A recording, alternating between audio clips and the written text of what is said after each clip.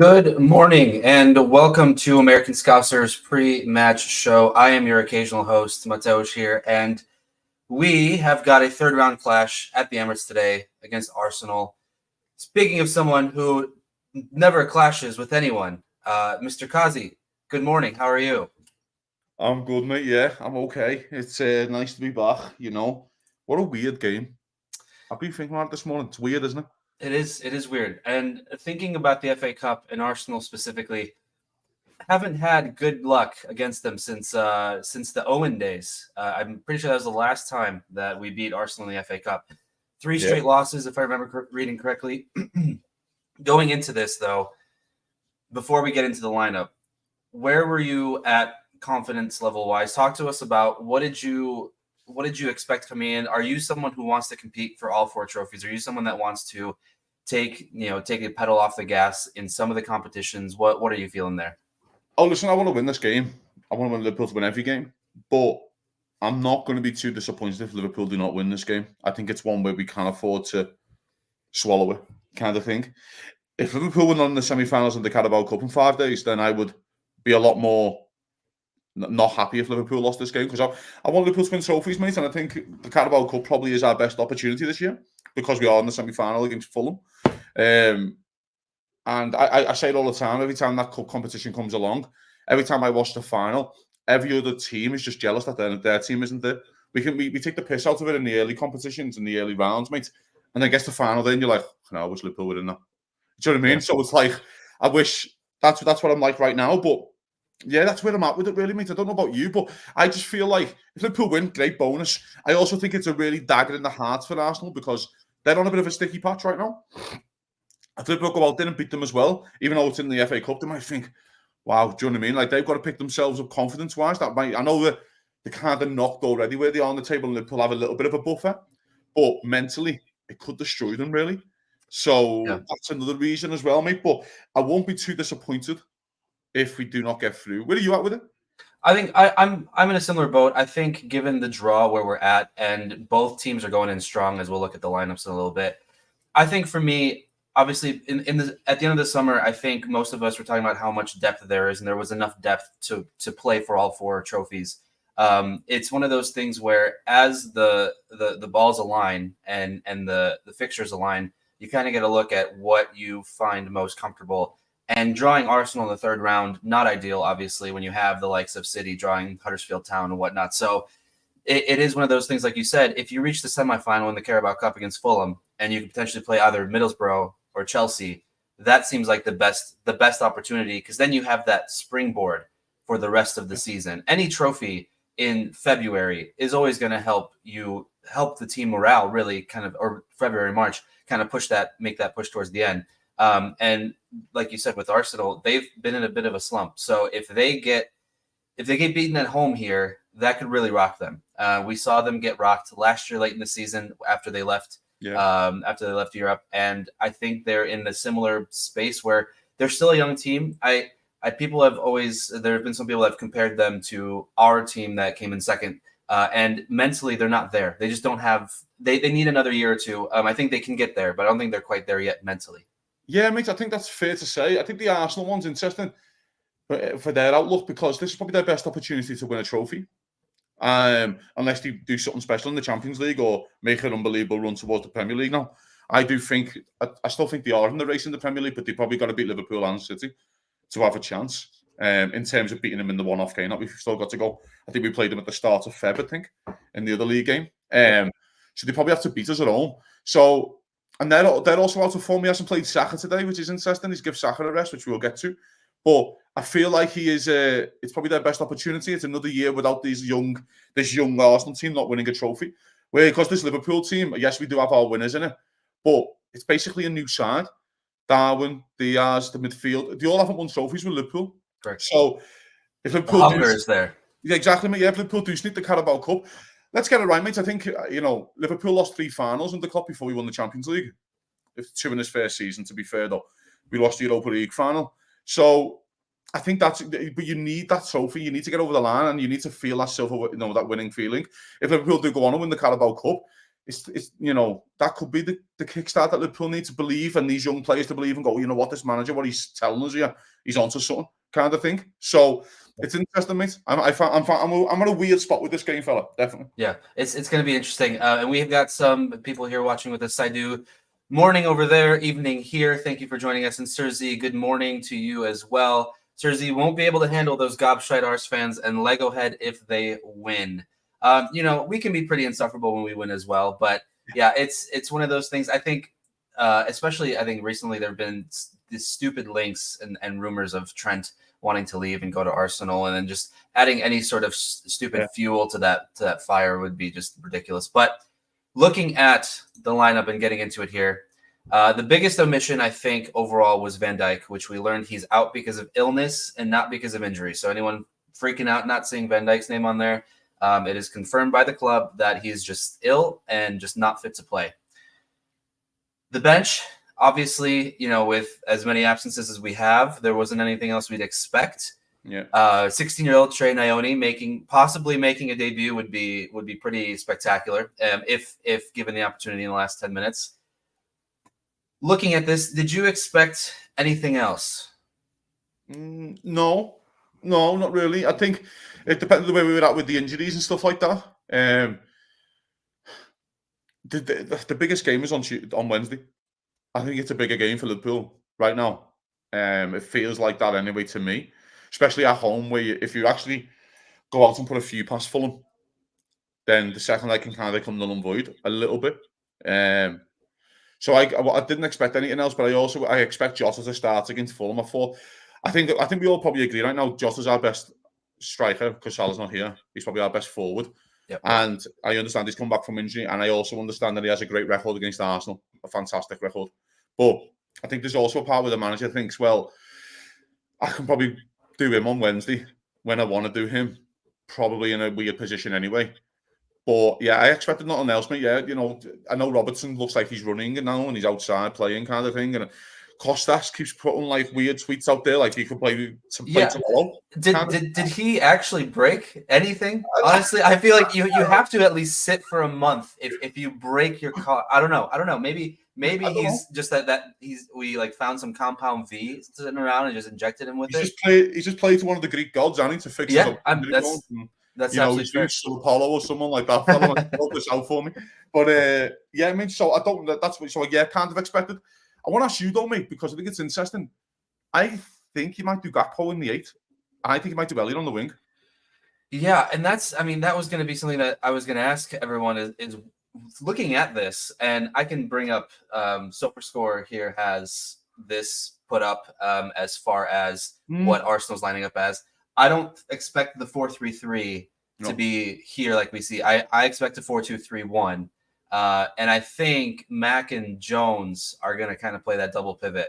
And we're going to have Gakpo behind Nunez, Elliott on the right, and Diaz on the left. I think that's what I'm expecting to see.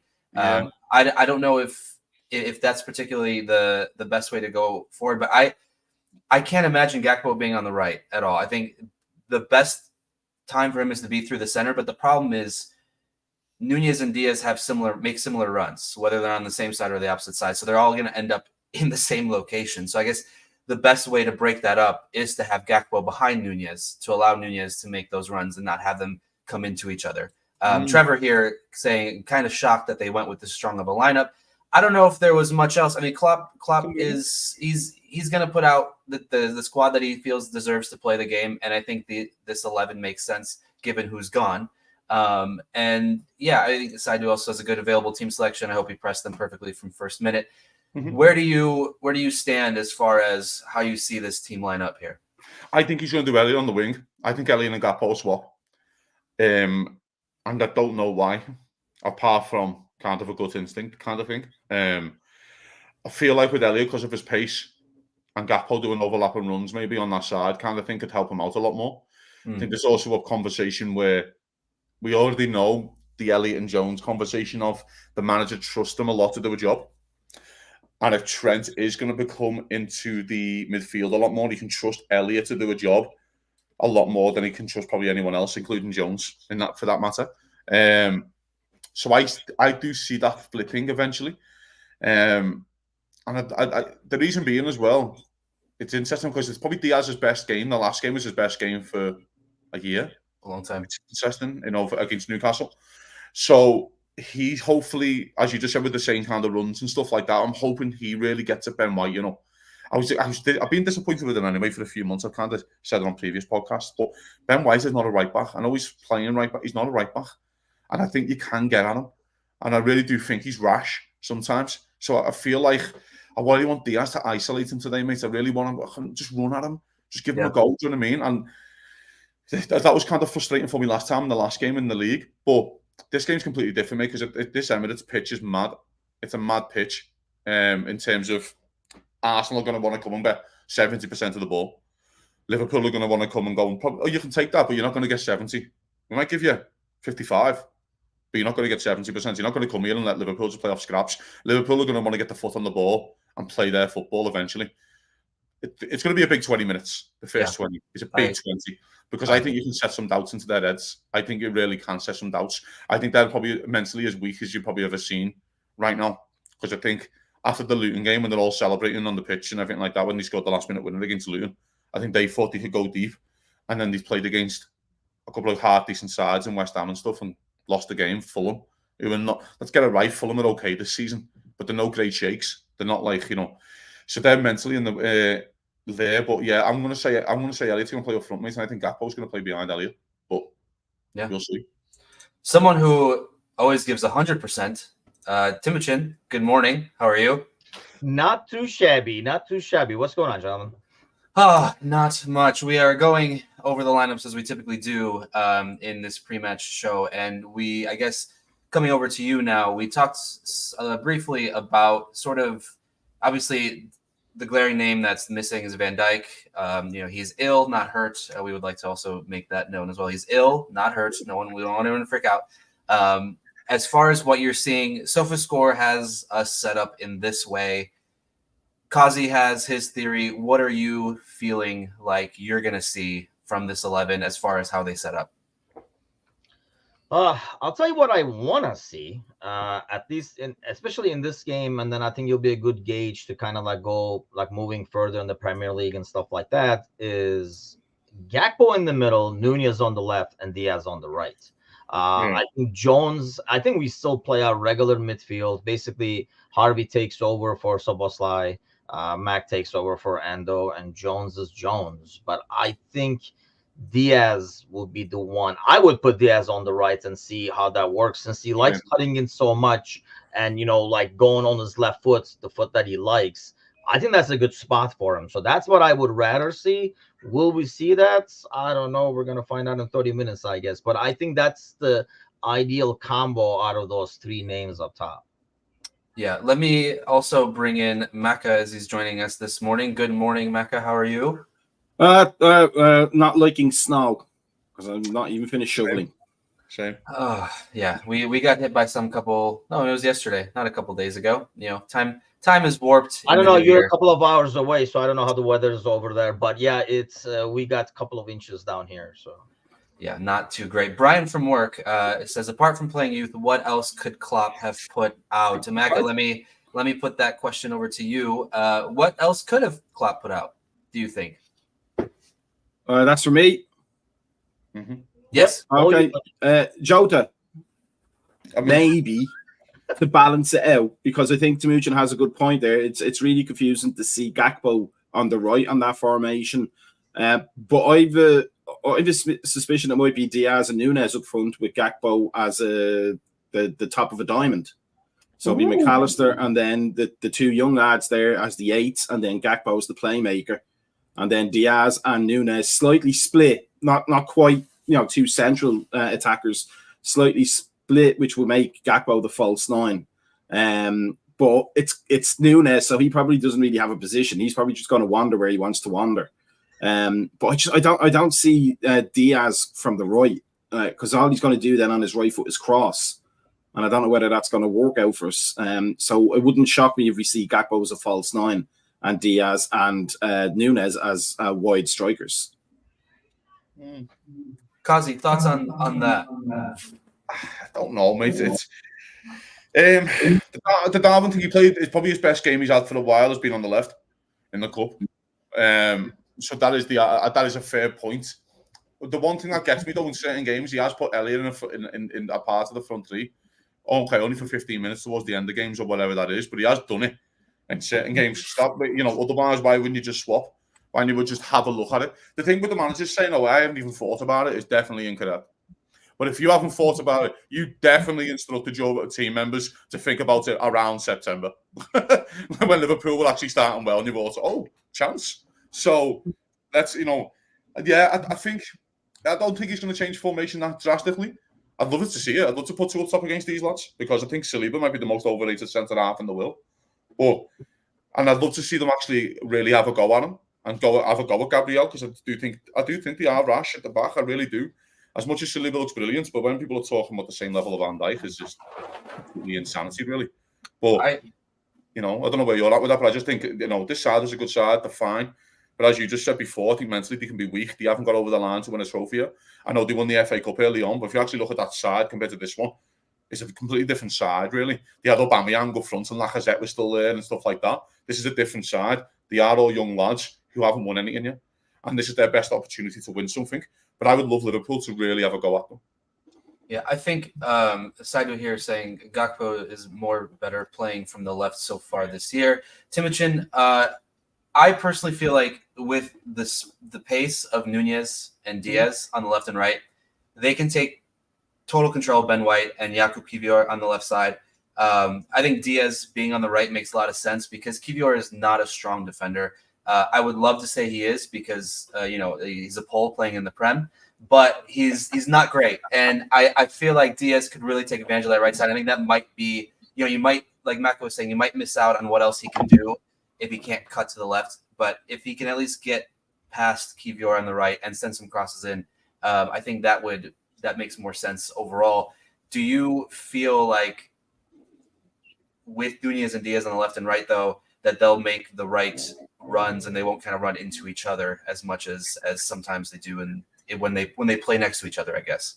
I think we run. That's why I want Núñez on the left, because I think we run into that issue when Núñez in the middle, because he loves sliding left. So eventually they land on each other's lap, or Diaz cuts in right, like inside, and then bumps into Núñez and whoever is covering Núñez. So I like Núñez on the left, so he can hug the touchline if he wants, and he's the one who cuts in and stuff like that. And then Gakpo makes smarter runs, smarter movements off the ball. I mean, we saw that, in the Newcastle game as well. There's a huge difference when like Gakpo and Jota and those guys are in the middle, because they make smarter runs, they make better movement. So even if they don't get the ball, their movement creates space for like others. So that's why I want Núñez on the left.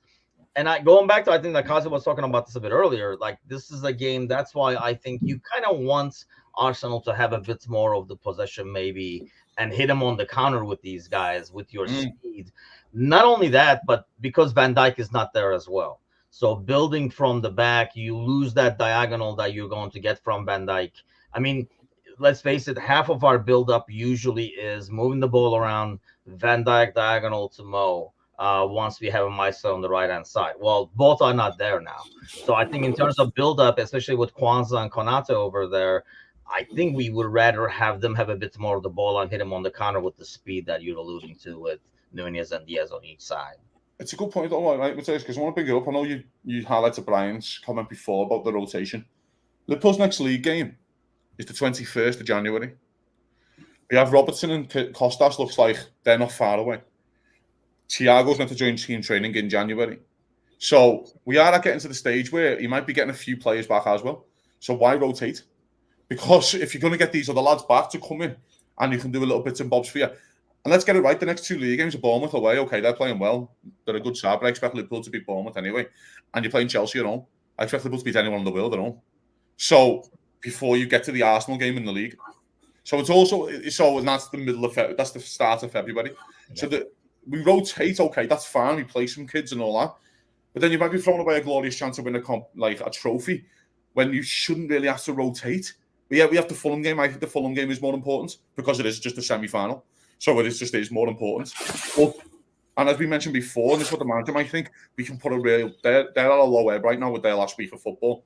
We can put a dagger in their hearts here. We could really put a dagger in the hearts by going to the Emirates and beating them and then going there 4 weeks later. And you can go, so maybe the manager's thinking like that mentally because, these are young kids and that kind of stuff.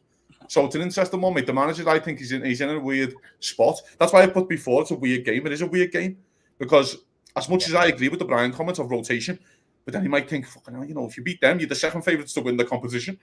Like, do you know what I mean? Because Liverpool are that good. So it's like, it's difficult, man. It really is a tough spot. Yeah, I think the fact that the Fulham game is a 2-game action makes a difference as well. You can't recover from it. You do not necessarily need the results. So even if it doesn't go perfectly your way, you can make it up. Whereas this is 1 game. You either win it or you're gone. Mm-hmm. Yeah, Mecca, Kazi and I, before you guys came on, we started the show talking about how we felt about these trophies this year, and where do you put today's game as far as win or lose? What are you feeling afterwards? Are you someone who is gunning for all 4 trophies, or are you comfortable taking one on the chin and not being able to compete in the FA Cup moving forward? No, I'm competitive. So when I was a player, when I was a coach, albeit at the youth level, if we were in a trophy, I wanted to win it. I'm not like, you don't know what one you're going to win. You don't know which one's going to give you the luck each season. So you may as well just go hell for leather for all of them until you get knocked out of whatever you get knocked out of. This one, though, we talked about this on the EPL panel show, and we talked a little bit about it on Thursday night. And Kazi, I think, will understand where I'm coming from. The cup really is magic. And in the 80s, they made a whole day of the FA Cup final. It was like, going on the buses with the players from both teams, from the hotels to Wembley, all these little skits and sketches with celebrities. And like, I remember getting up, Kazi, remember this? I remember getting up, watching Saturday Superstar with Mike Reid and Sarah Green, and then just not wanting to bother with the cartoons because I wanted FA Cup day to start. And then we had to get through all the horse racing nonsense on Grandstand beforehand on the BBC to get to the actual stuff. And if Liverpool was in the final, even better, because they usually would get Bruce Grobbelaar on camera and he was hilariously funny. And then we'd have like Emlyn Hughes and all that kind of stuff. It was just a magical day. So this is not a cup I want to take lightly, especially. We're already in the semi-final of the League Cup. You have to go and try and win it from that point on. But I'd really like to get as far as we can in the FA Cup, and the league and Europe they're givens. You want to win both of those. So I'm with you, so I want that quad. But the chips might not fall that way. But you have to go for it. Yeah, Timothy, I think one of the arguments of having a tough draw this early is that you have a tough draw early. But on the flip side, if you get past this draw, it opens up the space and the field so much. Like Kazi was saying, if Liverpool go on to win this game, they're probably second favorites to win the competition. So it's sort of a fun catch-22 that you not necessarily always want tougher competition early, but if you get a chance to knock them out early, it sets you up easier down the road. Yeah, it's like, like taking an exit to another highway. It might be a bitch, but once you get on the highway, it's going to be cruising. So it's that kind of a deal to me. I mean, it is a tough matchup. And I mean, I know what sometimes people are like, oh, you got to beat the best, blah, blah, blah. I mean, I would rather take the easiest route possible. But the flip side of that is the advantage is, yes, you're knocking out probably, I mean, the way the league is going right now, you would say top 3 favorites, just by like the top 3 teams in the league. You're eliminating one of them, and you would think, you never know, one of them might be eliminated by somebody else. So it kind of like opens up the door, which is what happened pretty much in the League Cup for the most part. And that's why we felt like, hey, let's go for it, because like the road is wide open now. It's like at the Autobahn. But Having said that, we were actually talking about this with Kazi. Well, we've got. I have seen Kazi in real life, people. I'm a real person. I am not I AI. am, man, yes. Yeah. Vegas. Talk. What happens in Vegas stays in Vegas. But we Apparently did not. talk about. You know, I do want to win every competition. I mean, heck, when we were freaking COVID days, I was rooting for Trent to win this stupid FIFA thing, and like getting invested in that. Whatever is Liverpool and stuff, we're gonna be invested and want to win. I guess the only difference is I would not be terribly heartbroken. I would be disappointed, but not devastated if it doesn't go our way. I think, in going back to something that you've always talked about, it's all about kind of what you see on the pitch and the effort put in. If we go there and just get absolutely clobbered and show nothing at all, that's going to be a lot more disappointing than having to get the guys actually put everything out on the pitch and happen, losing by a late winner or something like that. So you can definitely understand that. Kazi, let's start with you. Score predictions. Anything on your head that you think is going to go a certain way? No. Now in the next couple probably, but I mean anything but a draw. Fuck me, beat us. Just beat us at the last minute winner in the 90-10th in the 112th minute. I don't care, just beat us. Do not give us a draw, please. Like even the manager will fucking probably want the same thing. But I don't know, man. It's a weird game because I do feel like the shackles will be off. I don't think it's going to be like the Premier League game. I think the shackles will be off a little bit. Both don't want to replay. Arsenal do not want to come back to Anfield again. Jesus, do you know what I mean? They haven't won in years. So they don't want to come back to Anfield either. So I do think that it's going to be like all guns blazing if we're drawing with 15 minutes to go. I do think like everyone's just going to go, both managers are just going to go, no, just go at this next goal winner kind of deal. So I'm always going to side with Liverpool. I think we have more goals, by the way. I think I don't rate Reece Nelson and stuff like that and Havertz to get a lot of goals, but I think Liverpool have Jota, which is always the ace in the pack, isn't he? In every single game that he plays, he's the ace in the pack. In terms of offense. So, yeah, I'll probably go with Sparks 2-1 Liverpool. Mecca, how about you? Yeah, no, I'm going for a 2-1 Liverpool as well. And we talked on Thursday about the mentality of the Arsenal team and how teams get their mentality from their manager. And if you're Harvey Elliott and you're Curtis Jones and you're walking onto that pitch knowing that Jurgen Klopp, number one, has put his faith in you, and number two, will come up with a solution if something doesn't go right. And then you're an Arsenal player and you're looking at Lego head preening on the sideline and fixing his hair. We talked about, I reckon, the leadership and the background in our team overall, not just the team that's on the field today, but the team overall stands our players in better stead than, if something's not going right for Arsenal, then they have to look to Martin Odegaard for inspiration, who's a great player, but I wouldn't call him a great leader. And then you have to look at Arteta, who's trying to get his feet off of the Lego sticks at the bottom. So you can walk around in his black jacket again and making sure his hair's not getting wet. I think if we are going to go for an open, let's just go for a game. I think we have the advantage. Lots of popular. 2-1 is the most popular scoreline here. Sparky Parky going 2-1. And hello to Joseph with hope we win at least 2-1. Timochin, over to you. Oh man, I was just to make. There's some echo I'm trying to eliminate, but okay. I was gonna say 1-1 to be honest with you, but I know Kazi's gonna hate hearing that. I do have a concern about that. It might be a draw, but you know what? You guys told me. I'll go with a Jota substitution coming in with a goal to win it 2-1. So the hell with it. Let's go with the 2-1. By the way, is there more depressing competitive game of football than a third round replay? I just it's the most depressing sound in the world. Here we are for a third round replay. Fuck off. You know what the funny thing is though? Because it's Arsenal, I think, if the game is, tied towards the end, I really do feel like neither team wants to go replay. Like both teams being in Europe and have it scheduled to run in the Premier League and stuff like that. We're in a situation like it might have been different if it was Bournemouth or somebody like that. And say, you know what, hey, maybe we'll catch him on the replay with injury, or they'll have a game coming up the weekend against somebody else and stuff like that. I think in Arsenal, both teams I feel like would rather lose than draw, and they will go for it at the end of the game, regardless, instead of saying, you know what, we'll take this and figure it out next game. You're gonna find defenders trying to make the prettiest own goals off their heads like, by accident, just to make sure. I reckon you might get a booking bonus from Klopp if you scored an own goal. I genuinely took $5,000 out of his own pocket and went, there you go, you've done your job, because he does not want to replay. No chance. Or I just want to point out that back in the old days, it wouldn't just be a third round replay. It could be a third round replay. Oh, yes. Jesus, those were freaking brutal. What a weird. I think replays again. That's why I always prefer the League Cup. I know it's controversial. It might be the controversial football opinion show, but I prefer the League Cup over the FA Cup. Night games under the lights are always better than fucking whatever this is today. But there we are. If any of you, because I see we've got a lot of people here joining in today, if any of you want to continue in chatting with us and taking our controversial takes, join us on the Discord channel, American Scouser Discord channel. We talk about everything on there, honestly, from Liverpool to the meats you're smoking, to what you're drinking, to the films you're watching. It's just a community that we're trying to build as well. So we're happy to have any of you guys come on and join us in there.